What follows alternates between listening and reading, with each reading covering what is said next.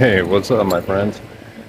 Hey, Billy D here, and wanted to welcome you. Thank you for joining me. Wanted to welcome you to another episode of Billy D's Collections. Thank you for watching. I am in quite a well-known spot, at least around here it is. This place is really popular on Halloween. They do all kinds of really just phenomenal decorations. But this over here also has another part to it that is just a little scarier. So hang around with me, and I'm going to show you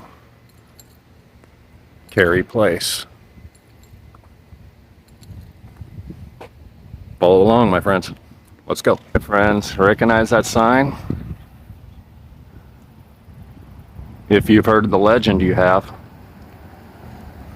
So let's go take a walk. I'm going to show you. This place over here is legendary. Okay? A lot of people say it's not true. In fact, I had a very nice lady had just told me a few minutes ago that this was asking what I was doing, and I told her, and she says, "You know, that's not true." And I'm like, "That's okay. You know, it's people tend to, some people believe, some don't. But this right here is the infamous Carey Place, and I'm gonna walk you along here."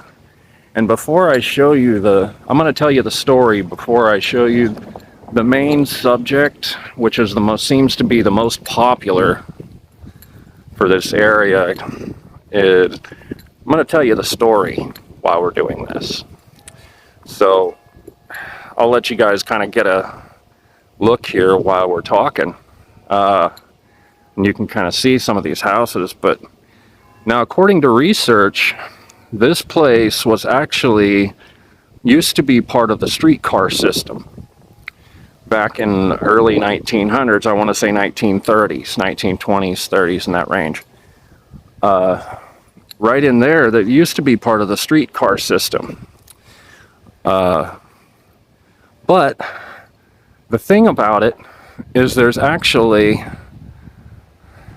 a legend over here, which is how the street got its name, supposedly, of a little girl named Carey. But anyway, let me finish my story here. This was originally part of the streetcar system back in the 1920s and 20s and 30s, when a man named Jess Wolfe was a carpenter and home builder, stuff like that. He had built a bunch of homes in this area after they quit using the streetcar system over here. He built a bunch of homes in this area over here, and what's interesting is his maker's mark, which is like basically his signature, was a hatchet.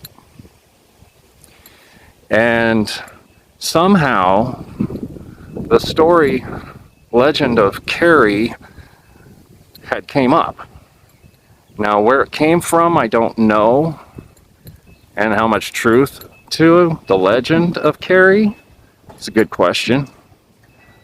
I really don't know. I don't want to say yeah it is, and I don't want to say no it's not, because don't know. So anyway, after this place was built, his maker's mark was a hatchet, which I thought was really cool. I mean, what cool little maker's mark, you know what I mean?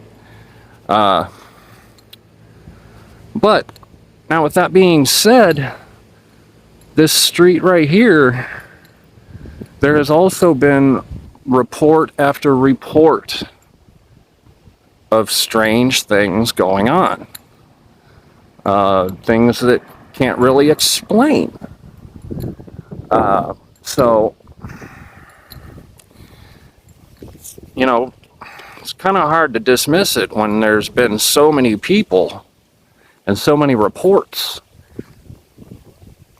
have come out and talking about being hauntings, strange things happening, things that they can't seem to explain.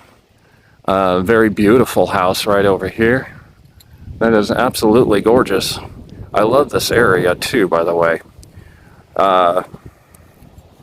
But anyway, let me tell you a couple of the reports that have been through here. There's been multiple reports, and before I go too far, let me tell you also, I want to let you know that this place has also had multiple paranormal investigations. One of them I know for a fact they were on a show called A Haunting, which is my #1 favorite paranormal show ever. But anyway, as you can see, a lot of the houses are pretty similar. Not exactly, but pretty similar. And everybody's getting ready for Halloween. It's absolutely amazing. This place over here is just, it's like a little gem of the neighborhood. I mean, you see how people can kind of get into everything, you know? That is so cool. But anyway, let me continue my story. One of the reports said a woman had claimed that her son would refuse to sleep in his room. And he says it claims because there was somebody else in there. But when they go check it out, there's nothing to be found. There's nobody there.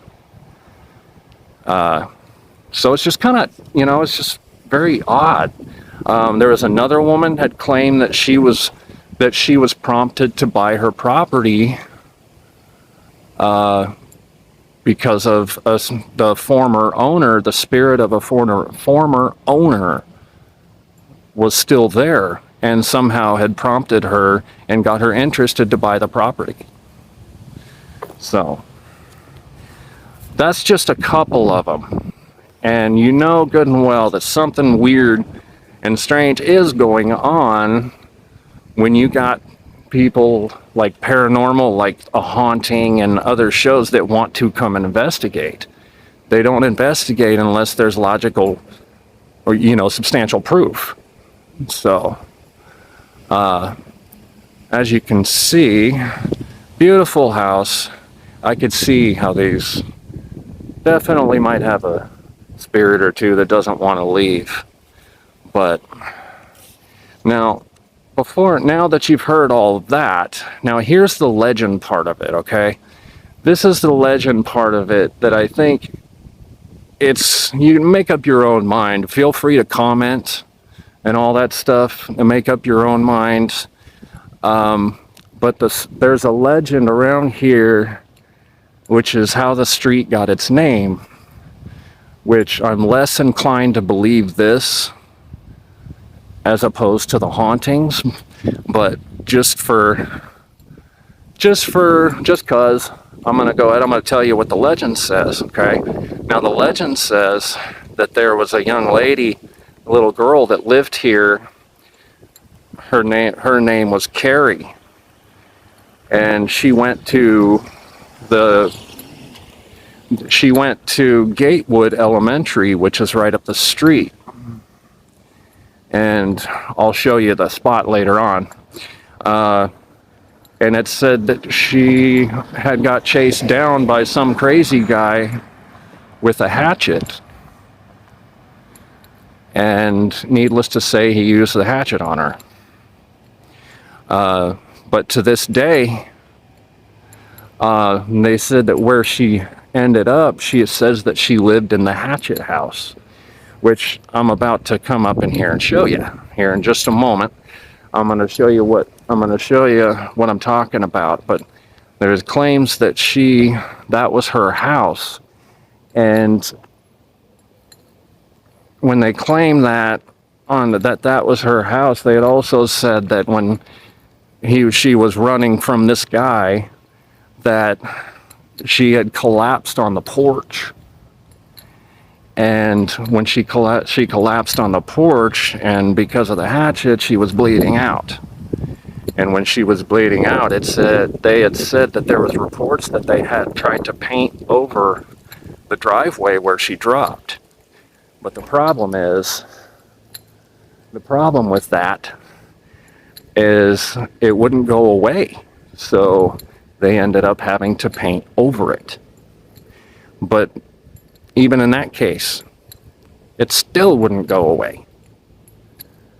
It still wouldn't go away. So that kind of tells you. And out here, get the end right over in here. Let's turn around, my friends. We are going right up over in here, and I'm about to show you.